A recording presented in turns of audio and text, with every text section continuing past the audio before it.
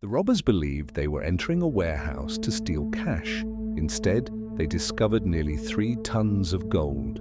The unexpected fortune was so large that stealing it became only the beginning of the crime. The gold had to be hidden, melted, disguised, and converted into money without exposing the people behind it.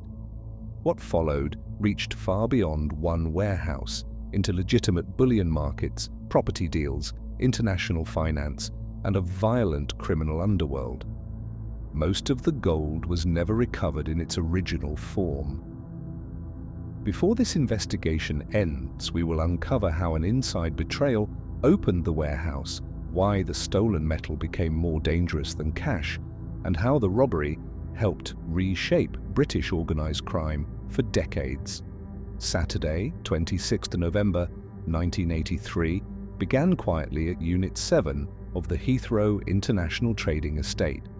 The warehouse was operated by Brinksmat, a company involved in transporting and protecting valuable cargo.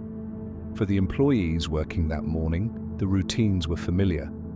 Gates were secured, access was controlled, valuable consignments passed through an environment designed to keep outsiders away. But the greatest weakness was already inside. Security guard Anthony Black had connections to members of the robbery crew. His cooperation gave the gang something more valuable than brute force: access and knowledge. At approximately 6:40 in the morning, 6 armed men entered the warehouse wearing disguises associated with security personnel. The workers were overpowered and restrained.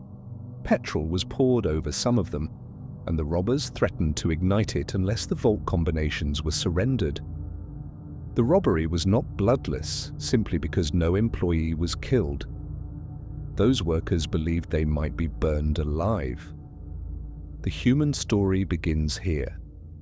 Not with gold, but with employees confronted inside a workplace they believed was protected.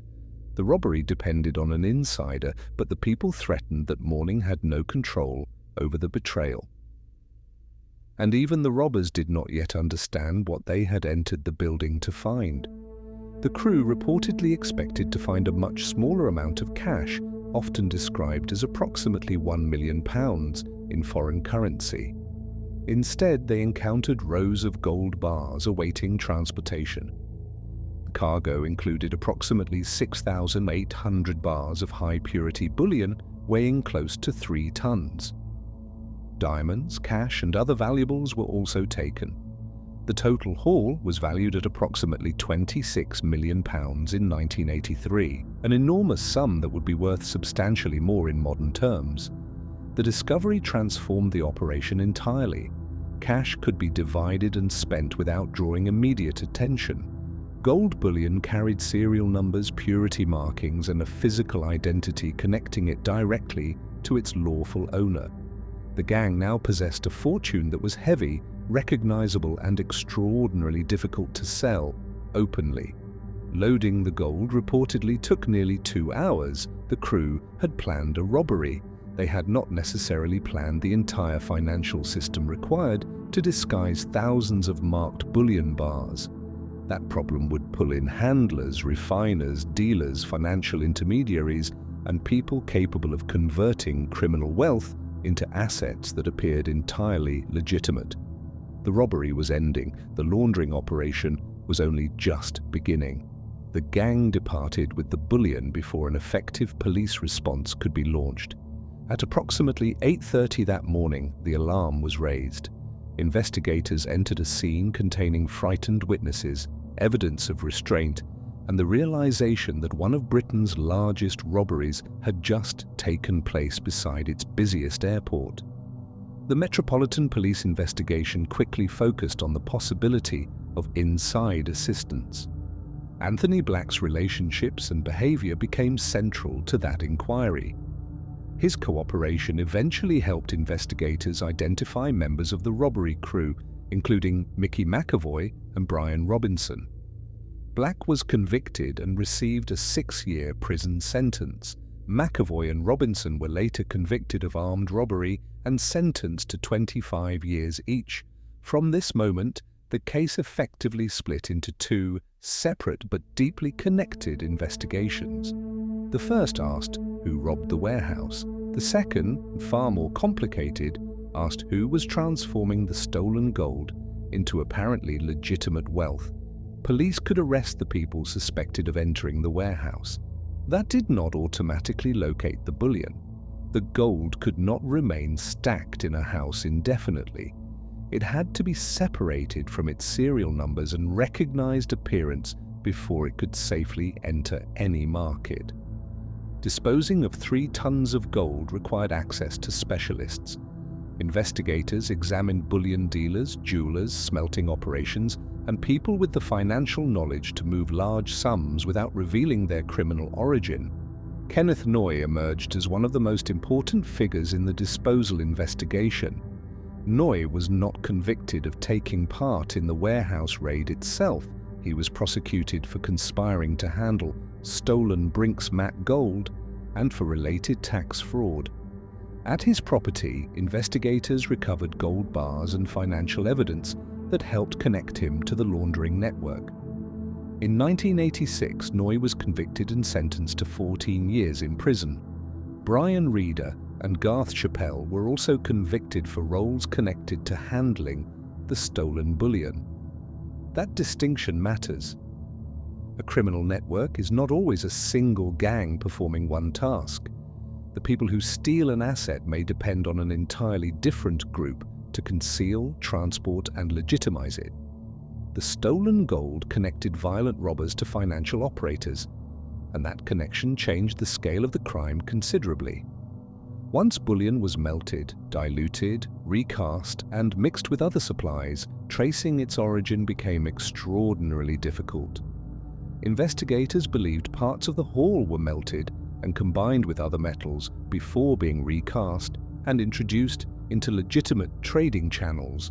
Once altered, the original bars ceased to exist in any recognizable form. The investigation became significantly more dangerous in January 1985. Undercover police officers were monitoring Noy's property in Kent as part of the Brinks Mat inquiry. Detective Constable John Fordham was discovered in the grounds. Noy stabbed him, causing his death. Noy was prosecuted for murder but argued that he believed the disguised figure in his garden posed an immediate threat. A jury acquitted him on the basis of self-defense. The legal verdict must remain clear. Noy was not convicted of murdering John Fordham. He was later convicted separately for handling Brinks Mat gold. For investigators, Fordham's death demonstrated how far the case had moved beyond property crime. The bullion was now linked to covert surveillance, criminal wealth, and lethal confrontation. The gold itself remained silent, but the struggle over who controlled it was becoming increasingly violent. Michael Relton, a solicitor, was subsequently convicted for helping launder proceeds connected to the robbery and received a 12-year sentence. The money was associated with property purchases and financial arrangements that helped turn illicit gold into apparently legitimate investments. A gold bar could become money. Money could become land. Land could create rental income, development profits, and influence that appeared entirely disconnected from a warehouse beside Heathrow Airport.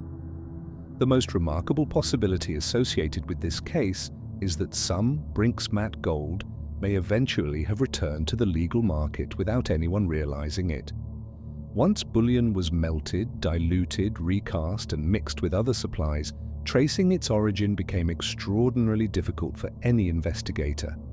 A portion was recovered, and investigators seized assets connected to the proceeds. But most of the original haul was never located as identifiable Brinks Mat bars. Some investigators and commentators have suggested that gold jewelry purchased in Britain after 1983 may unknowingly contain metal originating from the robbery. That statement is impossible to verify for any individual object, but it captures the central paradox of the entire case. The stolen gold did not necessarily vanish permanently. It may have become completely indistinguishable from lawful gold already circulating through legitimate markets. The gang's greatest protection may not have been a hiding place, it may have been transformation itself. Once the stolen object ceased to look stolen, the market could carry it far beyond the reach of any investigator. Brinksmat arrived during a period of major social and financial change in Britain. Property values were rising sharply, financial markets were becoming more international. New companies and investment structures offered opportunities to disguise money through layers of transactions that were genuinely difficult to follow. The robbery did not create British organised crime, but its proceeds provided an enormous pool of capital capable of financing other ventures and demonstrating a new model of criminal power entirely. The legal response produced significant convictions across several years. Mickey McAvoy and Brian Robinson received 25-year sentences for armed robbery. Anthony Black was imprisoned for his role as the inside accomplice. Kenneth Noy received 14 years for conspiring to handle stolen gold and evade taxes. Additional defendants were convicted in later proceedings involving laundering and disposal of the proceeds. But punishment and recovery are different measurements of success. People went to prison. The entire criminal network was never conclusively mapped in public.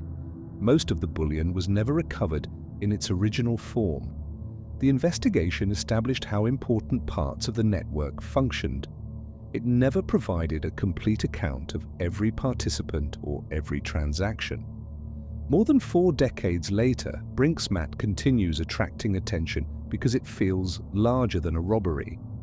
Recent television dramatizations renewed public interest, but those productions combine established events with fictionalized characters and scenes. The documented history remains extraordinary without any invention. Here is what can be confirmed. On 26 November 1983, 6 armed men entered the Brinksmat warehouse near Heathrow Airport with help from an inside accomplice. The employees were restrained and threatened. The robbers unexpectedly discovered approximately 3 tons of gold bullion together with diamonds, cash, and other valuables valued at approximately £26 million. The robbers stole the gold, but the laundering network changed entirely what the crime ultimately became. What do you believe really happened? Was Brinksmat primarily a brilliantly planned robbery, or an unexpected discovery that succeeded because a larger criminal network already knew how to launder the gold? Please share your thoughts below.